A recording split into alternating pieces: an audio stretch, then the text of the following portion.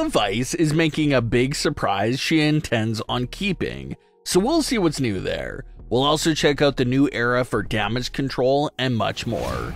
Starting things off with Damage Control and their new direction they're going in. Everything was going extremely well for the group just a few months ago when they had the WWE Women's title and the Tag Team titles in their possession, and the group thought they were improving even more by removing the weak link in their eyes, which was Bayley. To Damage Control, that was it. That was the move that was going to strengthen them and take them to even new heights. But as they quickly learned, it was the exact opposite. Kicking out Bayley and betraying her only made Bayley decide to use her WrestleMania title opportunity on Io Sky, which Bayley would end up walking out of the match victorious and as the new WWE Women's Champion. Had Damage Control kept the peace with Bayley, she would have likely used her WrestleMania title opportunity on Rhea Ripley. And who knows if the group could have held even both WWE Women's titles from there on. But the group made a critical decision to kick Bayley out, and it's been coming back to kick them in every single way ever since. They thought they were kicking out the weak link, when they were actually kicking out the foundation and glue of the group. Since they kicked out Bayley, it wasn't long after that where the group became cursed with bad luck. They lost all 3 of their championships, and even lost Asuka due to an injury. So from the highs of highs down to the lows of lows almost instantly for the group. And after yet again another recent big loss, we saw Io Sky absolutely just lose it.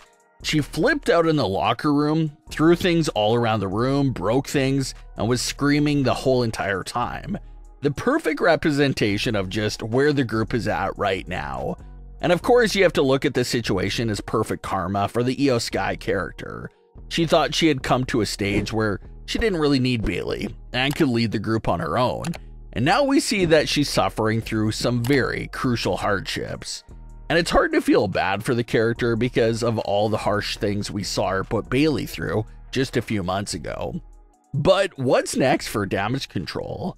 It doesn't look like an immediate split is coming up, but the group will definitely need to shake things up again and lock in again if they want to get back on track. Everyone knows the talent is there within the group. All 4 remaining members have held WWE Championship Gold in the past, with 3 of the 4 even holding WWE singles titles in the past as well. So someone needs to step up and try to help the group. A lot of people are looking at Dakota Kai to at least try and be the one that stands up to put this thing back on track. It's a comment we always go back to, but Bayley did say right around the Royal Rumble that Dakota is the brains and the mastermind of the group. So at a time of desperation like right now for the group, this is the ideal time for Dakota Kai to step up and brainstorm some kind of idea to show that she's the brains of the operation. When Damage Control first got drafted to Raw a few months back, one of the first things that they did was confront Becky Lynch and tell her that they were coming after her world title. Becky Lynch may not be there anymore, but the women's world title is still there on Liv Morgan. So Dakota and the rest of the group could most definitely try and get their hands on the title as a way to lift themselves out of this slump as well. So we gotta be on the lookout for what's coming up with Damage Control. Lola Vice is one of the quickest rising names in all of NXT. She only signed with the company just a few years ago, but she already has locked herself in as one of the top stars in NXT, and one of the stars with the most potential for the future on the main roster. Lola, of course, isn't new to combat sports at all. Before joining WWE, Lola was very active in the MMA fighting scene. And one of her early MMA fights, Lola had gone viral online after she started dancing after knocking out her opponent. In response to a fan on Instagram that was asking if Lola Vice was the same individual that had that viral dancing moment, Lola confirmed to the fan that yes, it was her, and how she promises to dance and do it again after she picks up the win over Shayna Baszler at NXT Battleground. And that is a pretty exciting matchup because it's taking place inside UFC's complex with Lola and Shayna, 2 former very talented MMA fighters. So that match will be a very important one, especially for Lola Vice. Her career is still very young, So if she's able to defeat a former NXT Women's Champion inside the UFC Octagon itself, that will be a massive boost for Lola's overall momentum. A recent storyline that started up on Smackdown has been a situation between Andrade and Legado del Fantasma. Now, technically this has been going on for much longer when you look at what was going on before WrestleMania. Dominic Mysterio was pretty cool and friendly with both Andrade and Santos Escobar, and that raised a lot of suspicions that three of them were gonna break off and go form their own faction amongst themselves. But that never happened. The three of them had a fallout after Andrade turned on Santos and Dominic in order to help Rey Mysterio and LWO. So that's what put all of them on bad terms with each other. But it looks like Angel still sees a lot of potential in Andrade joining Legado. So now his mission is to prove to Santos that they do need him. After his match, Andrade walked past Santos, but Angel still insisted on trying to recruit him. A lot of fans are split on where this storyline could be headed.